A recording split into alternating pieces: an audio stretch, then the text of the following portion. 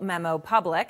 And joining me to talk about this, our national security commentator, Mike Rogers, who is the former chairman of this committee, and Michael Isikoff, chief investigative correspondent for Yahoo News, author of Russian Roulette, the inside story of Putin's war on America and the election of Donald Trump, and the man also now known as central to the Carter Page FISA memo. So thank you both. Let me start with you, Mike. The House Intel Committee, with this unanimous vote, and as I pointed out, that's a big deal. It's a big turnaround from last week when they said, we're not going to send the Democratic memo out, and they did that on party lines. Now unanimous, they're going to push it out. Will the president, Mike, let it go out without redacting key parts of it?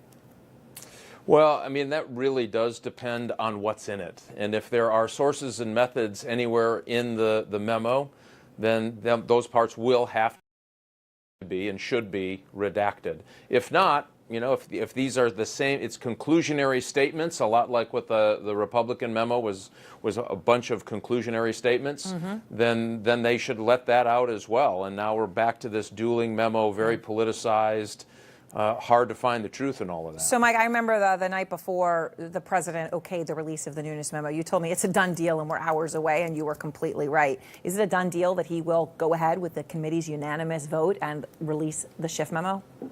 You know, I'm not sure I get a sense from that. I don't think anybody really knows where he's at on this. So I think he will do through the process. I think their national security team is going to look at it. If, in fact, the Democrats went to the Department of Justice, if they went to the FBI and tried to clear up some of that language, I think it would be harder for the White House not to release it if they had already this pre-approval from DOJ and the FBI. That's for sure.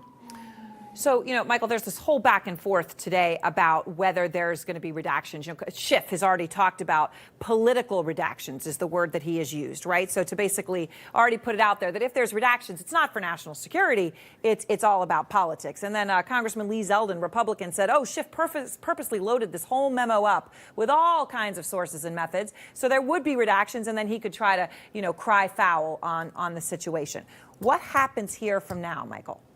Well, look, this is extremely complicated because, you know, the Democrats, in order to rebut what they believe to be the selectivity and misleading aspects of the Republican memo, have put together a document that makes the case for why this was a legitimate FISA surveillance warrant on Carter Page. And in order to do that, you have to lay out the evidence that the FBI had on him.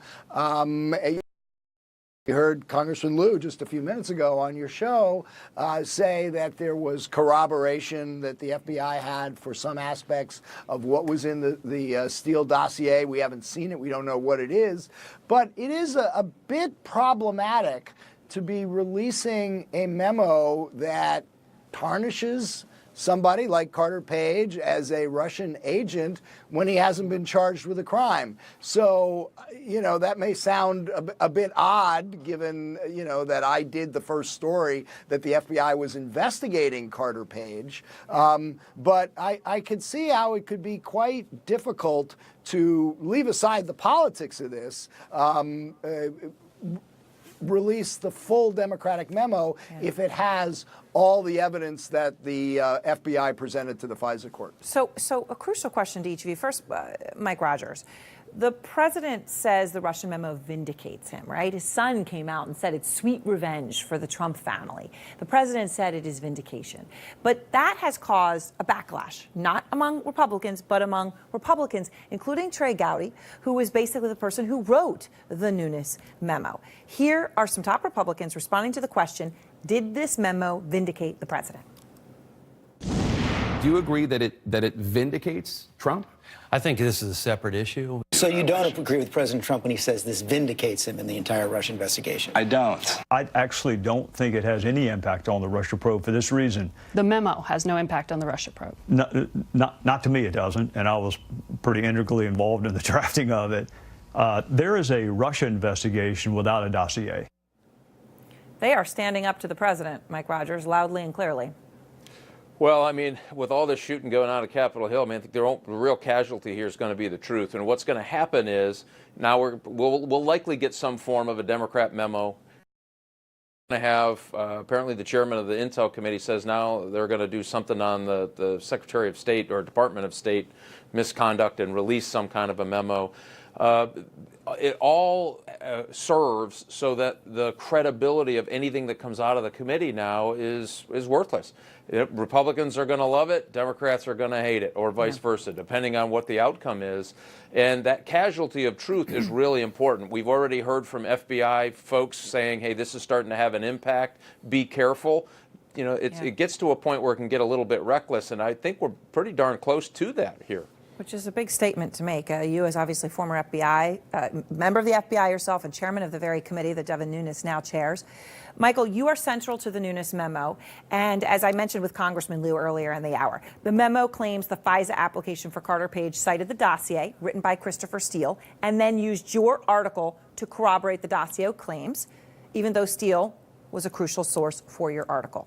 You have called this reasoning circular. You've been open about it. Now you've had time. You've been doing more reporting. You've been talking to more people. You're at the center of this. Michael, do you know enough tonight to think that it does, this point about your article corroborating the dossier, calls the entire FISA application for Carter Page into question or not?